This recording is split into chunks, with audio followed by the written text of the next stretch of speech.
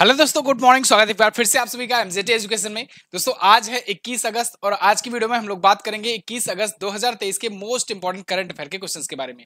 बहुत ही informative video होने वाली है, पूरा डिटेल में हम लोग देखेंगे। आज की वीडियो दोस्तों बहुत ज्यादा इंपॉर्टेंट है क्योंकि आज हम लोग आईपीसी सीआरपीसी वगैरह के भी बारे में बात करेंगे जो अभी नियमों में प्रावधानों में चेंजेस किए गए हैं। साथ ही साथ ऐसे बहुत सारे क्वेश्चन इंपॉर्टेंट आए हैं, तो मैं आपसे यही कहूंगा वीडियो को एंड तक देखिएगा, एक भी मिनट स्किप मत कीजिएगा। चलिए तो शुरू करते हैं सबसे पहले रिवीजन से। कल का हम लोग क्विकली रिवीजन करेंगे। विश्व फोटोग्राफी दिवस 19 अगस्त को मनाया गया और प्रत्येक वर्ष 19 अगस्त को मनाया जाता है। बोलीविया में भारत के राजदूत नियुक्त किए गए हैं विश्वास विदु। इसके अलावा क्रिसिल ने अभी 6% भारत की जीडीपी ग्रोथ रेट का अनुमान लगाया है। और अभी हिमाचल प्रदेश राज्य सरकार ने पूरे राज्य को प्राकृतिक आपदा क्षेत्र घोषित किया है। इनक्वाइस ने नाविकों के लिए समुद्र नाम से एक ऐप लॉन्च किया है। यूनिवर्सल पेंशन योजना बांग्लादेश ने लॉन्च की है। भारत के पहले 3D प्रिंटेड डाकघर का उद्घाटन बेंगलुरु में किया गया है। इसके अलावा 19 से 27 अगस्त तक विश्व एथलेटिक चैंपियनशिप हंगरी में बुडापेस्ट में आयोजित किया जाएगा। सेबी के पूर्णकालिक सदस्य के रूप में नियुक्त किए गए हैं अमरजीत सिंह और कमलेश वार्ष्णेय। और वहीं निन्ना लोगो इनको एंटरप्रेन्योरशिप चैलेंज पुरस्कार 2022-23 मिला है। ये तो थे कल के क्वेश्चंस टॉप 10 करंट अफेयर के, जिनका आपने किया रिवीजन सिर्फ और सिर्फ 1 मिनट में। अब हम लोग बात करेंगे आज के करंट अफेयर की, लेकिन उससे पहले इसकी पीडीएफ भी आपको दी जाती है और क्विज भी दी जाती है। डिटेल पीडीएफ और क्विज डिटेल के साथ आप सॉल्व कर सकते हो एमजेटी ऐप पर। गूगल प्ले स्टोर पर जाइए, इस ऐप को डाउनलोड कीजिए। ई बुक सेक्शन में जाकर आप ई बुक देख सकते हो। वीडियो कोर्सेज सेक्शन में जाकर के आप हमारे प्रीमियम वीडियो कोर्सेज को भी देख सकते हो, बहुत सारे आए हुए हैं। बात करेंगे पहले क्वेश्चन की। पहला क्वेश्चन है, आदिवासी बस्तियों को मुख्य रास्ते से जोड़ने के लिए अभी हाल ही में किस राज्य ने बिरसा मुंडा जुड़ा रास्ते योजना शुरू की या जोड़ रास्ते योजना शुरू की? तो दोस्तों अभी हाल ही में महाराष्ट्र राज्य सरकार ने यह योजना शुरू की है, बिरसा मुंडा जोड़ रास्ते योजना। उद्देश्य तो आपको पहली ही लाइन में लिखा मिल गया, आदिवासी बस्तियों को मुख्य रास्ते से जोड़ने के लिए। ठीक है, मतलब जहां पर आदिवासी लोग रहते हैं उनको मेन रोड जो है उससे जोड़ने के लिए, जिससे कनेक्टिविटी बढ़ सके। तो ये योजना शुरू की गई है महाराष्ट्र सरकार के द्वारा। इसके तहत 6,838 किलोमीटर लंबी सड़कों का एक जाल बनाया जाएगा। लागत आएगी, खर्च आएगा 5,000 करोड़ का, और इससे राज्य के 17 जिले कवर होंगे। वहां के जितने भी आदिवासी गांव होंगे वो कनेक्ट हो सकेंगे। तो ये महाराष्ट्र सरकार की योजना है। अब देखो, भगवान बिरसा मुंडा को आप सब जानते हो, ये आदिवासी कम्युनिटी के बहुत ही महान लीडर थे। ठीक है, स्वतंत्रता संग्राम में भी इन्होंने काफी हेल्प करी। इन्हीं वजह से इन्हें आदिवासियों का भगवान माना जाता है, बिरसा मुंडा को। अब देखिए, महाराष्ट्र आया है तो महाराष्ट्र से रिलेटेड कुछ तथ्यों का हम लोग रिवीजन कर लेते हैं। जैसे अभी राजकोषीय स्वास्थ्य रिपोर्ट रैंकिंग आई थी, इसमें महाराष्ट्र जो था ये टॉप पर आया था। भारत में लापता महिलाओं का एक लिस्ट जारी हुआ था अभी, और उसमें बताया गया कि केवल अगर महिलाओं की बात की जाए तो उसमें महाराष्ट्र टॉप पर था, और महिलाओं और बालिकाओं दोनों की बात की जाए तो ओवरऑल विमेन्स और गर्ल्स को मिला करके मध्य प्रदेश टॉप पर था। महाराष्ट्र सरकार ने विदेशी कैदियों का वीडियो कॉल सेवा शुरू कर दिया है जेल में। ठीक है, विदेशी कैदी जो जेल में रहेंगे वो वीडियो कॉल कर सकेंगे, केवल पाकिस्तान और अब बांग्लादेश को छोड़ करके, बाकी जहां के कैदी हैं। एशिया की सबसे बड़ी क्लस्टर विकास योजना यहां पर शुरू की गई। महाराष्ट्र सरकार ने नमो शेतकारी महासंगम योजना शुरू किया। महाराष्ट्र के ही अहमदनगर का नाम बदलकर अहिल्यानगर किया गया। इसके अलावा महाराष्ट्र सरकार ने शासन लागूदारी पोर्टल भी लॉन्च किया था। क्लियर, महाराष्ट्र के बारे में आप यहां पर देख लोगे। एकनाथ शिंदे यहाँ के शिवसेना पार्टी से सीएम हैं। यहीं पर है लोनार लेक, लोनार झील। देखिए महाराष्ट्र यहाँ पर है। महाराष्ट्र और गुजरात ये कब अलग हुए थे? ये 1 मई को अलग हुए थे। गुजरात 1960 में, गुजरात और महाराष्ट्र अलग हुए थे। ठीक है, तो 1 मई को दोनों का स्थापना दिवस मनाया जाता है। लोनार लेक याद रखिएगा, ये पिंक लेक हो गई है और बताया जाता है एस्टेरॉइड से ये गिरने की वजह से बनी थी। ठीक है, पिंक लेक भी इसे कहते हैं क्योंकि इसका कलर कभी कभी पिंक हो जाता है शैवालों के कारण। चलिए फिलहाल हम लोग आगे बढ़ेंगे। हाल ही में कहां के मैटी केले को जीआई टैग दिया गया? तो देखो दोस्तों, अभी मैटी केले को जीआई टैग मिला है, ये तमिलनाडु का है, कन्याकुमारी है। कन्याकुमारी जो जिला है उसके मैटी केले को मिला है। साथ ही साथ 2 और प्रोडक्ट को मिला है, तो कुल 3 प्रोडक्ट को जीआई टैग मिला है। सबसे ज्यादा इसी की चर्चा हो रही है, कन्याकुमारी मैटी केला को। क्यों? क्योंकि इसे बेबी बनाना भी कहते हैं और ये बहुत ही अद्भुत होता है। यहाँ पर देख लो, बेबी बनाना। बेबी बनाना की खास बात यह है कि ये जिस रीजन में उगाया जाता है ना, इसको उसी प्रकार की मिट्टी और जलवायु की आवश्यकता होती है। इसी की वजह से ये केवल वहीं पर उगाया जा सकता है, इस टाइप का बनाना। और ये टाइप की बनाने की खास बात यह है, इसका स्वाद जो है वो शहद की तरह आता है और बहुत ही खूबसूरत तरीके से महकता भी है। मैं इतना डिटेल बता रहा हूँ, इसका मतलब ये नहीं कि मैं इसको खाया हुआ हूँ, है ना। चेदी बुड़ा साड़ी जो है इसको भी मिला है। जदेरी नाम कट्टी इसको भी मिला हुआ है, ठीक है। और ये 3 प्रोडक्ट हो गए जिसको मिला है जीआई टैग। अभी ये तमिलनाडु के प्रोडक्ट हैं। अभी अगर याद हो तो कुछ दिन पहले ही मैंने आथूर पान के पत्ते भी तो बताए थे, आथूर पान के पत्तों को भी जीआई टैग मिला था, वो भी यहीं का प्रोडक्ट है, ठीक है। अभी पिछले दिनों में कुछ और जीआई टैग मिले थे, जैसे जैसे देखो दोस्तों, जम्मू कश्मीर के राजौरी चिकरी वुडक्राफ्ट को और मुस्क बुच्ची चावल को मिला था। उत्तर प्रदेश में जलेसर धातु शिल्प आता है, उसको मिला था। गोवा के गोवा बेबिंका को और मनकुराड आम को मिला था। बीकानेर कासिदकारी शिल्प को, राजस्थान का जो कि प्रोडक्ट है, इसको मिला है। बीकानेर उस्ता कला शिल्प को मिला है। बीकानेर के ही राजस्थान के ही उदयपुर कोफ्तकारी मेटल क्राफ्ट को मिला है। राजस्थान के ही जोधपुर बंदेज शिल्प को मिला है। इतने प्रोडक्ट को अभी रिसेंटली दिया गया था जीआई टैग। अब बात करेंगे, देखो जीआई टैग जो लोग नए जुड़े हो जान लो, जीआई मतलब होता है जियोग्राफिकल इंडिकेशन। इसके लिए 1999 में बिल लाया गया था। ये बिल जो है ये एक्ट बना था 2003 में, ठीक है। पहले बिल लाया जाता फिर एक्ट बनता है। ये देखो इसके तहत होता क्या है, 10 साल के लिए किसी एक प्रोडक्ट को टैगिंग की जाती है, उसको एक प्रकार से कहें ब्रांडिंग की जाती है। इस लिस्ट में अगर शामिल हो गया वो, जीआई टैग मिल जाता है, तो उस प्रोडक्ट की ख्याति और बढ़ जाती है। अच्छा, किस प्रकार के प्रोडक्ट को मिलता है?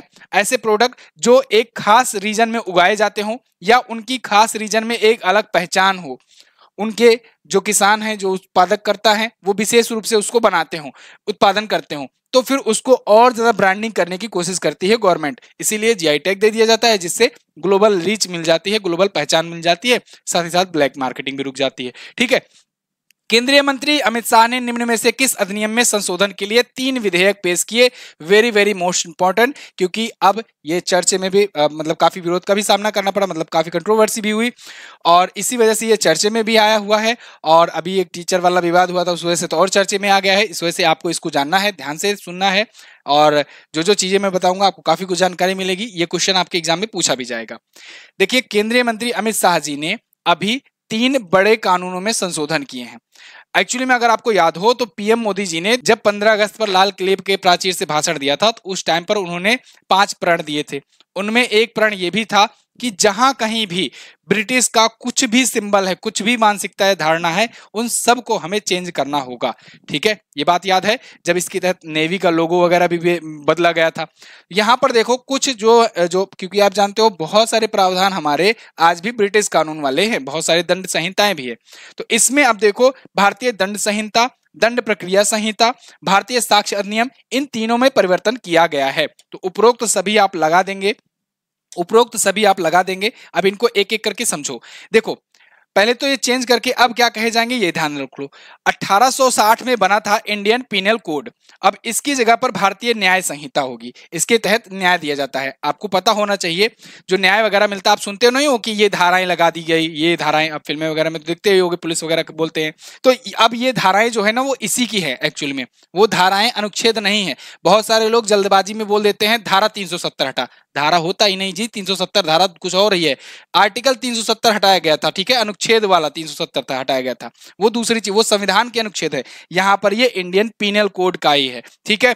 अब देखो, ये देखो सबसे बड़ी बात एक चीज, ये जो धाराएं होती है ना, ये किसकी होती हैं? ये सजा देने के लिए होती हैं, ठीक है ना, पनिशमेंट के लिए। अब यहां पर देखो सीआरपीसी था, सीआरपीसी के तहत क्या था? भारतीय नागरिक सुरक्षा संहिता, इसको कर दिया गया है 2023 में, यह 1898 में आया था। इंडियन एविडेंस कोड साक्ष्य संहिता जो था 1872 में आया था, ये भारतीय साक्ष्य संहिता कर दिया गया है, ठीक है ना। तो ये 3 प्रकार के बड़े चेंजेस किए गए हैं अमित शाह जी के द्वारा, जो कि हैं गृह मंत्री भारत के। अब देखिए इन्होंने कौन कौन से परिवर्तन किए हैं। कुछ धाराएं हटाई गई हैं, कुछ नई जोड़ी गई हैं, इनको ध्यान रख लो। सिविल सर्विसेज वाले खास करके इसको अच्छे से नोट डाउन कर लेंगे, क्योंकि यहां से क्वेश्चन के बनेंगे बढ़िया से। तो देखो, इंडियन पीनल कोड यानी IPC, code of criminal procedure यानी सीआरपीसी, जिसके तहत कोर्ट सजा देती है। एविडेंस एक्ट, एविडेंस एक्ट मतलब कि साक्ष्य संहिता। तो देखो आईपीसी में 511 धाराएं हैं, अब इसके बाद से 356 ही बचेंगी। 175 धाराएं बदल दी जाएंगी, 8 नई जोड़ी जाएंगी, 22 धाराएं खत्म होंगी, ठीक है। सीआरपीसी जो है इसमें 533 धाराएं बचेंगी, इसके बाद 160 धाराएं बदलेंगी, 9 नई जुड़ेंगी, 9 खत्म हो जाएंगी।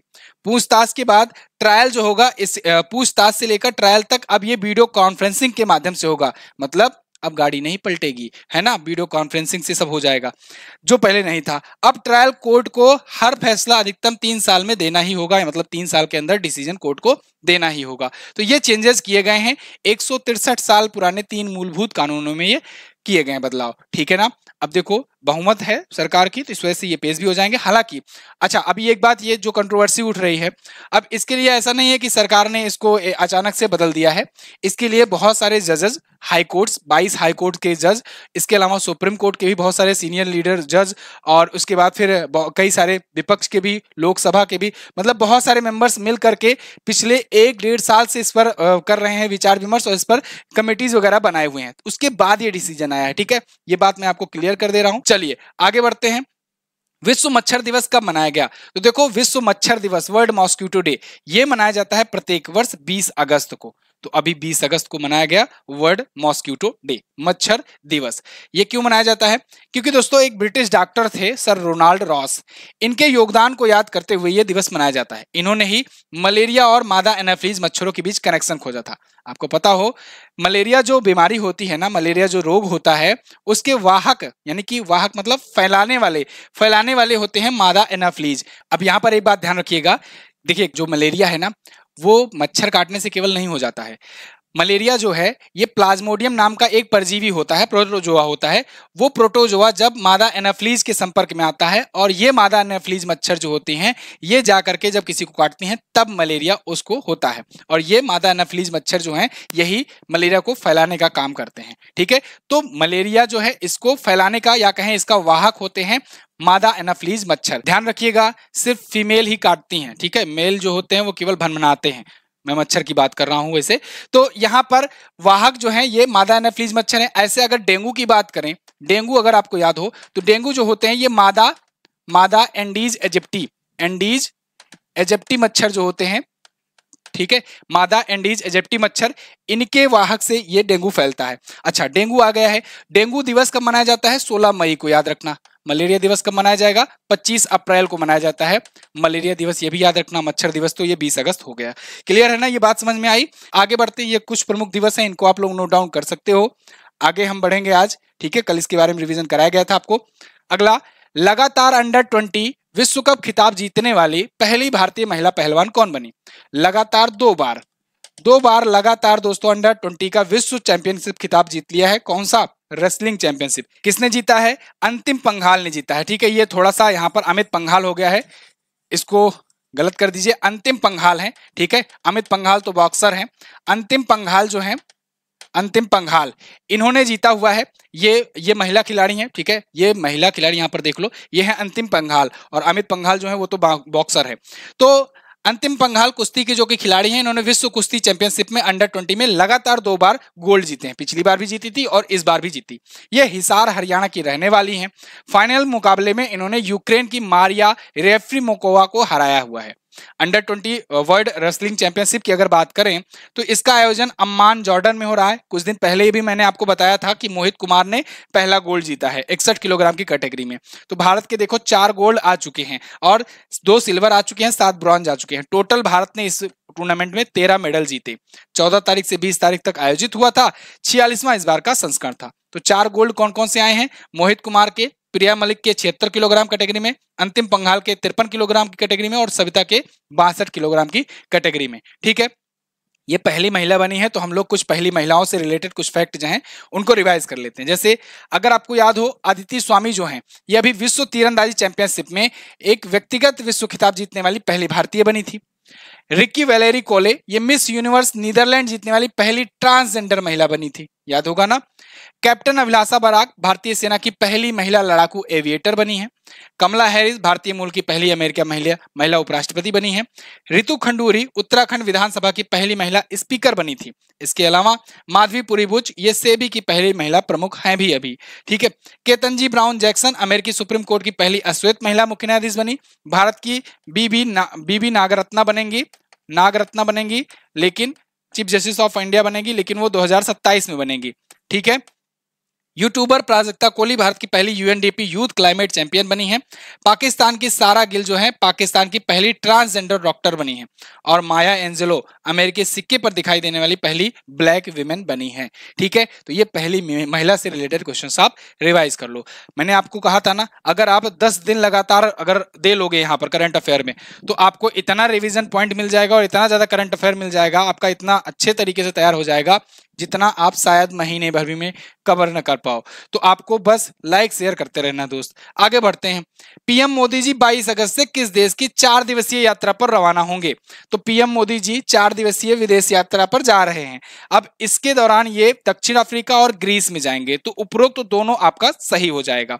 देखो वैसे तो जोहान्सबर्ग ये भी दक्षिण अफ्रीका में ही है। तो दक्षिण अफ्रीका में जाएंगे फिलहाल। ये ऑप्शन में कुछ गलती हो रही, चलिए ठीक कराते हैं इसको। फिलहाल पीएम मोदी जी ये 4 दिवसीय विदेश यात्रा पर होंगे। अब देखो ये जब जाएंगे दक्षिण अफ्रीका के जोहान्सबर्ग में ना, तो वहां पर ब्रिक्स समिट में हिस्सा लेंगे। आपको पता होगा ब्रिक्स समिट में जाएं कि ना जाएं, जाएं कि ना जाएं, जाएंगे कि नहीं जाएंगे करके बहुत कंट्रोवर्सी बीच में हुई थी। पुतिन तो नहीं जा रहे हैं, ठीक है, क्योंकि वहां पर मैंने आपको बताया था, एक वीडियो भी मैंने आपको बनाई हुई थी कि जो अंतर्राष्ट्रीय न्यायालय है, जो क्रिमिनल कोर्ट है, उसके द्वारा उन पर वारंट जारी किया गया था कि पुतिन अगर जाएंगे तो गिरफ्तार हो जाएंगे।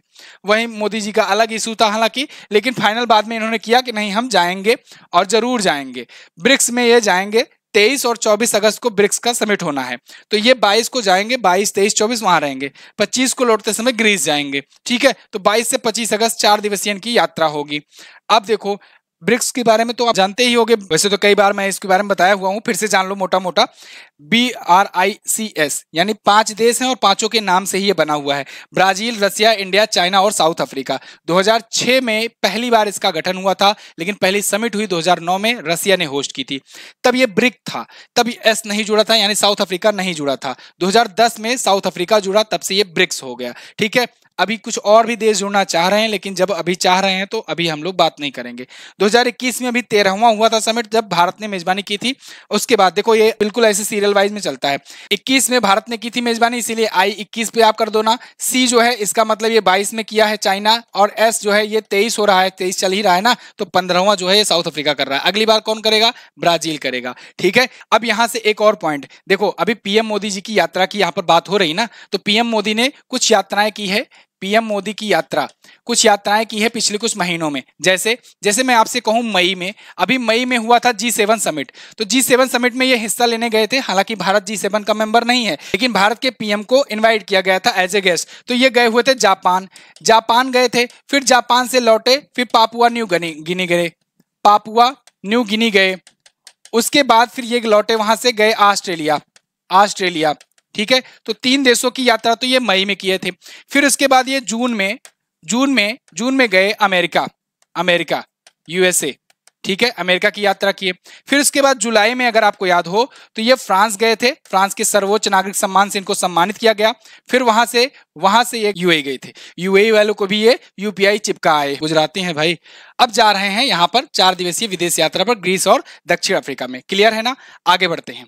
अगला क्वेश्चन, हाल ही में साउथ इंडियन बैंक का MD और CEO किसे नियुक्त किया गया? तो देखो साउथ इंडियन बैंक के MD और CEO नियुक्त किए गए हैं कौन? PR सेसाद्री को नियुक्त किया गया है। ये है PR सेसाद्री, आपको दिख रहे हैं ये। 3 साल के लिए नियुक्त किए गए हैं। RBI ने इनकी नियुक्ति को मंजूरी दे दी है। मैंने आपको बताया हुआ था कि जब भी कोई बैंक के जो शीर्ष कर्मचारी होते हैं, जैसे MD, CEO, अध्यक्ष वगैरह चेंज होने होते हैं, तो RBI की मंजूरी लेनी पड़ती है। तो RBI मंजूरी दे दिया है। 1 अक्टूबर से 3 साल के लिए नियुक्त होंगे साउथ इंडियन बैंक के MD और CEO। इससे पहले ये करोड़ वैश्य बैंक के MD और CEO थे। अगर साउथ इंडियन बैंक की बात करें तो ये त्रिशूर केरल में है। इसका मुख्यालय ये यहाँ पर है, स्थापना यहाँ पर है, ठीक है, उल्टा हो गया है। तो स्थापना 1928 में हुई थी। आगे बढ़ते हैं। निकारागुआ में भारत के अगले राजदूत कौन नियुक्त किए गए? तो अभी हाल ही में निकारागुआ में भारत के अगले राजदूत नियुक्त किए गए हैं सुमित सेठ। जी हाँ, सुमित सेठ जो है ये निकारागुआ में नियुक्त किए गए हैं। अभी तक ये पनामा में थे, ये हैं सुमित सेठ, तो ये पनामा में थे, ठीक है, और अब यहाँ पर नियुक्त किए गए हैं। 2005 बैच के ये इंडियन फॉरेन सर्विसेज के ऑफिसर हैं। तो पनामा से अब ये निकारागुआ में है।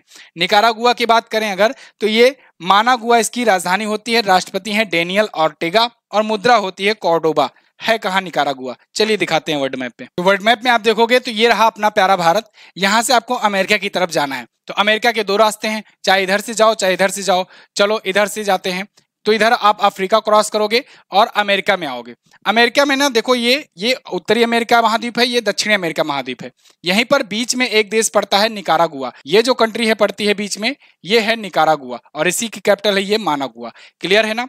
निकारागुआ और ये मानागुआ, तो ये दोनों पड़ते हैं, ये कहेंगे हम लोग मध्य अमेरिकी देश है। ये उत्तरी अमेरिका और दक्षिण अमेरिका के मध्य में पड़ता है, मध्य अमेरिकी देश, ठीक है। अब यहाँ पर पिछले कुछ दिनों में नियुक्त हुए राजदूत और उच्चायुक्त हैं और इसके बारे में मैंने कल भी बताया था, तो आज मैं आगे बढ़ता हूं। अगला क्वेश्चन, हाल ही में कोयम्बटूर में स्थापित की गई तिरुवल्लुवर की मूर्ति की ऊंचाई क्या है? तो देखो ये 25 फीट ऊंची मूर्ति कोयम्बटूर में स्थापित की गई है। किसकी? ये महान कवि तिरुवल्लुवर की है। ये तिरुवल्लुवर जी जो हैं, ये देखिए कुछ इस मुद्रा में है, बैठे हुए हैं। सबसे खास बात यह है, ये 25 फीट की मूर्ति जो है वो पूरी तरीके से स्टील की बनाई गई है, हालांकि ऊपर से गोल्ड प्लेटिंग भी की गई है थोड़ा सा।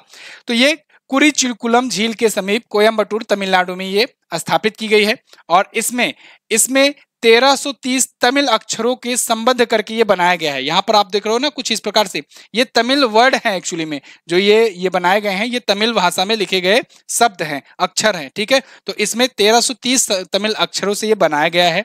जैसे आप म्यूजियम ऑफ फ्यूचर, अगर आपको याद हो, म्यूजियम ऑफ फ्यूचर आप सर्च करके देखिएगा, उस पर मैंने बताया था ना कि एक लेख लिखा हुआ है वहां के पूर्व राष्ट्रपति का, उनका एक लेख लिखा हुआ है, ठीक है। तो फिलहाल ये 2.5 टन की मूर्ति है, बैठे हुए मुद्रा में है। कवि तिरुवल्लुवर जी का जन्म जो है वो तिरुचिरापल्ली तमिलनाडु में हुआ था और इन्हीं के सम्मान में कोयम्बटूर में ये बनाया गया है, स्थापित किया गया है, ठीक है। अच्छा चलो फटाफट से रिवीजन करते हैं। चलो मुझे बताओ स्टैचू ऑफ यूनिटी कहाँ है? यूनिटी कहाँ है आप बताओगे? कहाँ पर? गुजरात में है। गुजरात में केवड़िया जिले में है। किसकी मूर्ति है वो सरदार वल्लभ भाई पटेल जी की है। स्टैचू ऑफ नॉलेज कहाँ पर है? ये स्टैचू ऑफ नॉलेज जो है ये महाराष्ट्र में बनाई गई है। किसकी है? अंबेडकर जी की मूर्ति है। इसके अलावा स्टैचू ऑफ पीस कहाँ पर है? तो ये आप बताएंगे श्रीनगर में है। श्रीनगर में है, रामानुजाचार्य जी की है। ध्यान रखिएगा, रामानुजाचार्य की जो हैदराबाद में मूर्ति उसका नाम है स्टैचू ऑफ इक्वलिटी और जो श्रीनगर में उनकी मूर्ति है उसका नाम है स्टैचू ऑफ पीस। इसके अलावा स्टैचू ऑफ प्रॉस्पेरिटी केम्पेगौड़ा जी की मूर्ति है जो कि स्थापित की गई है कहां पर? बेंगलुरु में। आगे बढ़ते हैं, यहां पर तमिलनाडु के बारे में आप जान लो। आज आगे बढ़ेंगे हम लोग। डोप टेस्ट में फेल होने के कारण हाल ही में किस खिलाड़ी पर 4 साल का प्रतिबंध लगा है? तो देखिए अभी द्युति चंद पर 4 सालों का बैन लगा दिया गया है। क्यों? क्योंकि ये डोपिंग टेस्ट में फेल पाई गई हैं। डोपिंग टेस्ट क्या होता है? देखिए दोस्तों, कभी कभी खिलाड़ी जो है वो खेलों में अपनी परफॉर्मेंस को बूस्ट करने के लिए कुछ ऐसे केमिकल्स का यूज करते हैं जिनसे उनकी परफॉर्मेंस बूस्ट हो जाती है। एक प्रकार से कहे ड्रग्स का यूज करते हैं। तो ऐसे ड्रग्स जो परफॉर्मेंस को बूस्ट करते हैं, अगर ऐसे ड्रग्स का यूज करके कोई खिलाड़ी अगर परफॉर्मेंस देता है तो फिर इसके लिए एजेंसियां बनाई गई हैं। जैसे इंडिया में बनाई गई है नाडा नेशनल एंटी डोपिंग एजेंसी, और वर्ल्ड में ऐसे है वाडा यानी कि वर्ल्ड एंटी डोपिंग एजेंसी। ये क्या करती हैं? ये देखती हैं कि कोई खिलाड़ी जो है वो कोई ऐसा पदार्थ तो यूज करके नहीं अपना परफॉर्मेंस दिया है वहां पर। तो ऐसे चीजों को अगर मान लो पाया जाता है कोई व्यक्ति खिलाड़ी, तो फिर उन पर बैन लगाया जाता है, सख्त एक्शन लिया जाता है। तो पहले नाडा द्वारा ही देश में चेक कर लिया जाता है। अगर मान लो यहाँ पर आ गया तो ठीक है, जब बड़े लेवल पर आता है तो समझ लो देश की भी बेइज्जती होती है। इसीलिए फिलहाल ये जो पकड़ी गई हैं ये नाडा के द्वारा पकड़ी गई हैं, ठीक है ना। आपको बता दें द्युति चंद आप जानते होंगे, ये स्प्रिंटर हैं, इनके नाम नेशनल रिकॉर्ड भी है आज के टाइम पर। भारत की सबसे तेज महिला एथलीट हैं। राष्ट्रीय 100 मीटर का रिकॉर्ड इनके नाम पर है, राष्ट्रीय रिकॉर्ड है। लेकिन उसके बाद भी ये देखो, ये सिलेक्टिव एंड्रोगन रिसेप्टर मॉड्यूलर यानी SARM इसकी मात्रा इनके शरीर में पाई गई परीक्षण के दौरान। इस वजह से इनको 4 साल के लिए बैन किया गया। अब देखो जब ये टेस्टिंग होती है ना तो रिजल्ट्स कई महीनों बाद आते हैं। इनकी टेस्टिंग जो है ये दिसंबर और जनवरी में हुई थी, दिसंबर 2022 और जनवरी 2023 के बीच में। इनका जो इसीलिए जो प्रतिबंध है वो 3 जनवरी से माना जाएगा। तो 3 जनवरी से अगले 4 साल तक ये रहेंगी बैंड, ठीक है। National doping agency, anti doping agency जो है, इसके तहत ये अनुच्छेद 2.1 और अनुच्छेद 2.2 के उल्लंघन का इनको दोषी पाया गया है। क्लियर है? अच्छा एक मैं करेक्शन कराना चाहूंगा, कल मैंने गलती से आपको बता दिया था कि जो ये एथलेटिक चैंपियनशिप है, विश्व एथलेटिक चैंपियनशिप, इसमें नीरज चोपड़ा के अलावा द्युति चंद ने मेडल जीता था। नहीं, द्युति चंद ने नहीं जीता था, अंजू बेबी जॉर्ज ने जीता हुआ था, ठीक है, 2003 में। ये आप करेक्ट कर लीजिएगा। तो फिलहाल ये टॉप 10 करंट अफेयर के क्वेश्चंस रहे आज के दिन से। आई होप आपको वीडियो पसंद आई होगी। टारगेट मत भूलिएगा, वीडियो को शेयर कीजिए खूब दबा करके, और पसंद आई है अगर तो लाइक कीजिए। आपको मैं कोशिश करता हूं कम से कम समय में ज़्यादा से ज़्यादा बेहतरीन कंटेंट देने का। आपका मैं समय बचा रहा हूं, तो आप थोड़ा सा एक समय आप लोग लगा दीजिए।